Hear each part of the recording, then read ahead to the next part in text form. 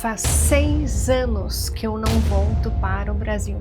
Dá para acreditar? No dia 31 de dezembro de 2019 foi a última vez que eu pisei os meus pés no Brasil. E com isso, obviamente, eu acabo perdendo muita referência de como era o país, porque certamente de 2019 para cá, especialmente por causa da pandemia, muita coisa pode ter mudado no Brasil e eu acabei não tendo contato. Só que é muito comum as pessoas voltarem para o Brasil nesta época do ano, Natal, Ano Novo, passar essas festas de final de ano com a família. E também é claro que as pessoas querem escapar do quê? Do frio, né, minha gente? Que nessa época do ano já começa a ficar bem frio em várias cidades, já está nevando, então a pessoa aproveita para visitar a família e também escapar desse clima aqui do Canadá. E eu tenho acompanhado essa ida para o Brasil de vários amigos aqui do Canadá e isso acabou me levantando várias reflexões, porque eles não estão apenas mostrando a ida na praia, né? As festas de família, estão mostrando também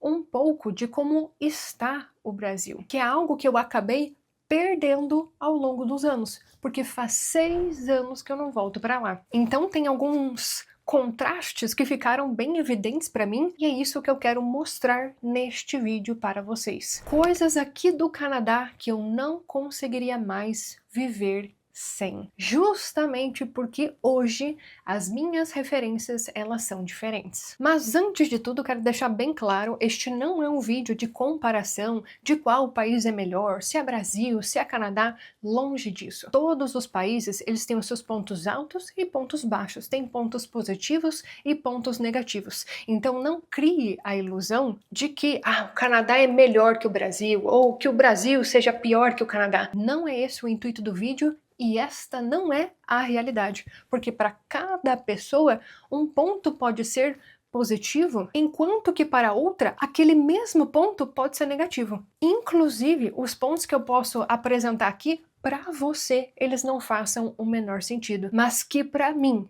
eles fazem total diferença na minha qualidade de vida. E é por isso que eu inclusive não penso em sair do Canadá, porque esses motivos impactam e muito na minha qualidade de vida. Primeiro ponto, eu preciso começar falando do silêncio. Parece pouco, mas não é. Eu não sei como é a sua realidade no Brasil, mas a minha realidade aqui no Canadá, e perceba, eu estou falando da minha realidade e talvez não seja a realidade de todas as pessoas. Mas eu moro na capital do Canadá, é uma cidade com pouco mais de 1 milhão de habitantes na província de Ontário e é a cidade de Ottawa. Mas Lúcia, você mora no centro de Ottawa? Não, eu moro numa região do subúrbio, um bairro afastado do centro. Fica a cerca de 25 quilômetros do centro. É um bairro residencial, não tem comércio próximo, só tem casas e parques. E é um silêncio absoluto, em qualquer horário do dia. Então, quando eu estou caminhando pelo parque, é muito comum ouvir o som dos pássaros, ouvir o som do vento. Eu, inclusive, posto com frequência sobre isso lá no nosso Instagram, o quanto que isso me traz paz. E eu acho que esse que é o sinônimo que o silêncio traz para mim. Paz. Porque quando você está num ambiente como esse, onde tem o silêncio, você consegue colocar a sua cabeça em ordem, né? Você consegue caminhar ouvindo o silêncio, por mais contraditório que isso seja. E isso traz tranquilidade. E um contraponto para você foi que meu amigo estava lá no Brasil, foi fazer uma viagem com a família e olha o relato que ele me mandou. Os vizinhos da casa lá da mãe dele puxando a caixa de som na porta ali do muro da garagem e eles começaram a cantar um karaokê com a caixa de som voltada para a rua. Um grupinho de pessoas se aglomerou ali no portão da casa, na beira da rua assim, e começaram a cantar o karaokê. Agora imagina você, guerreiro, querendo estudar para sua prova do CELP, querendo estudar o seu francês num domingo à tarde e o seu vizinho lá estralando todo o dom dele de cantoria enquanto você está querendo estudar. Então tem certas coisas que para mim realmente são uma grande falta de respeito. E você não respeitar o espaço do outro com o silêncio, gente, isso para mim, olha, eu acho que eu não me acostumaria mais com o Brasil. É óbvio que não é em todo lugar que isso acontece, eles não moram em um condomínio fechado, eu sei que tem várias pessoas que nos acompanham que eles moram em condomínio fechado no Brasil, então talvez essa não seja a sua realidade, mas para muita gente essa é a realidade. É moto estralando, é aquele caminhão falando oferta, é o carro da fruta, é o carro do ovo, então sempre tem algum barulho na rua que infelizmente acaba atrapalhando a sua realidade, acaba atrapalhando a sua paz. Então o silêncio para mim aqui no Canadá, esse respeito com o espaço do outro, para mim ele é fundamental. Inclusive, só uma referência aqui para vocês, durante o dia, há leis que acabam regulando o barulho nas cidades. Então, se você está passando com música alta, até instrumentos musicais, nada disso pode perturbar o sossego do seu vizinho. Isso durante o dia. E à noite, as regras são ainda mais rigorosas. Até latido de cachorro, para vocês terem uma ideia, pode ser reportado como se você estivesse perturbando o sossego dos seus vizinhos. Quem nunca ouviu na rede social pessoas que colocaram: olha, eu cheguei do Brasil com os meus cachorros, às vezes tá morando até em apartamento, deixei o meu cachorro lá no apartamento e saí para fazer compras. Quando eu voltei, tinha um bilhete na porta do meu apartamento falando que eu deveria controlar o meu cachorro, senão eles iriam reportar que o cachorro tá realmente ficando desassistido ou que o cachorro tá fazendo muito barulho. Isto é comum aqui no Canadá. Até latido de cachorro é reportado como perturbação de sossego. A gente chama de bylaw. Então você consegue fazer um report, né, relatar para a polícia qualquer inconveniente que você tiver em relação a barulho aqui no Canadá. E inclusive até dentro das universidades. Eu não sei se você estuda aqui no Canadá ou se você já viu na universidade que você estuda, no college que você estuda, mas geralmente tem uma sala que eles chamam de silent room.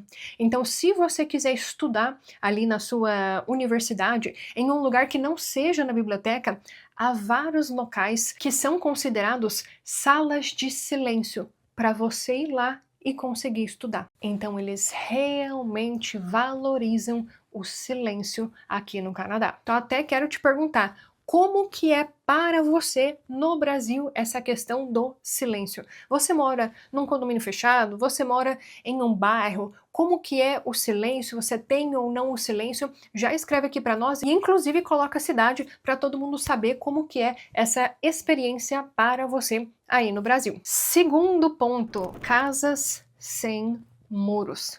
Eu confesso para vocês que até hoje eu não me acostumei e é uma diferença gritante.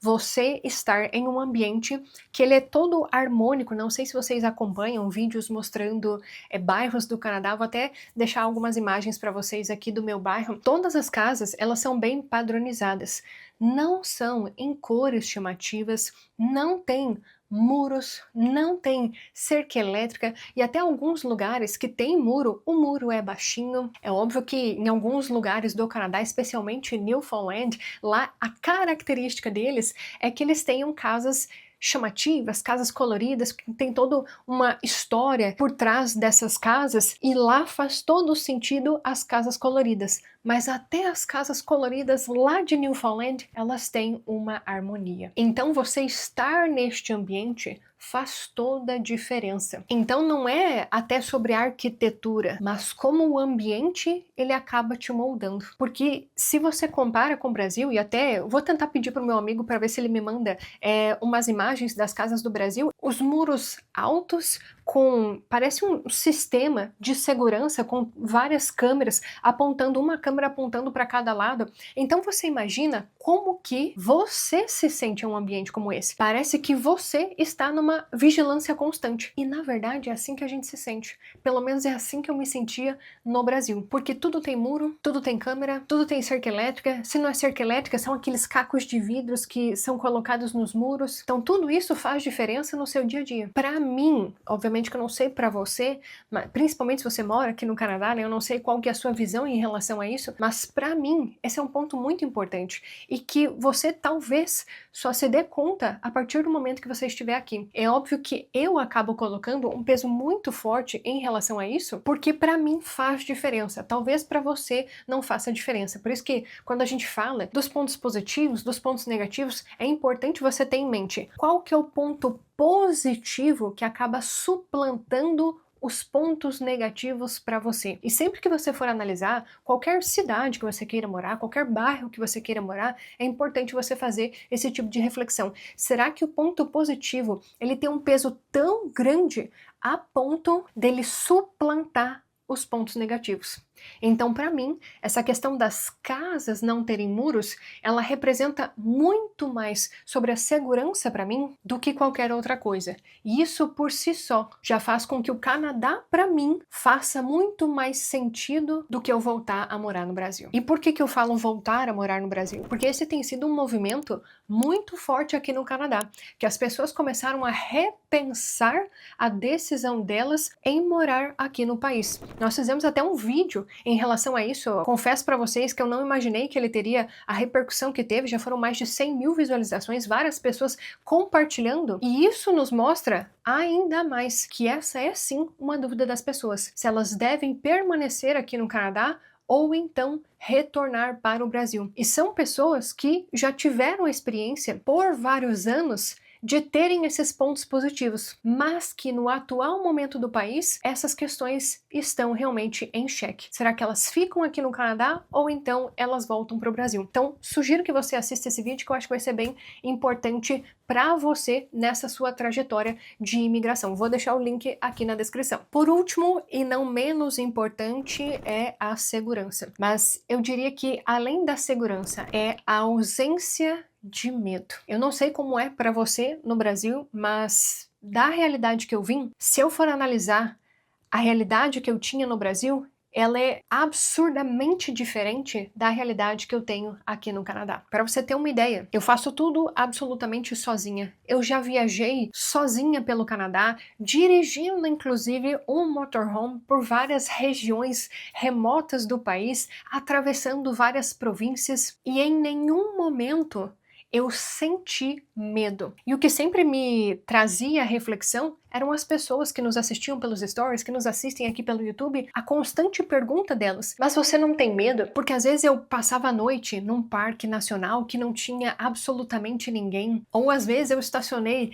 o RV ali na beira de uma montanha que não tinha mais ninguém, e as pessoas com frequência perguntando: mas você não tem medo? Mas você não tem medo? E a resposta é não, eu não tenho medo. Isso não quer dizer que no Canadá não tenham crimes, que isso fique muito bem claro. Inclusive, mais uma vez, nós temos vídeos aqui no canal sobre os crimes do Canadá. Infelizmente, os crimes estão sim aumentando, óbvio, com o aumento da população, os crimes também estão aumentando. O Canadá já não é mais o Canadá de 10 anos atrás. É importante que você saiba isso.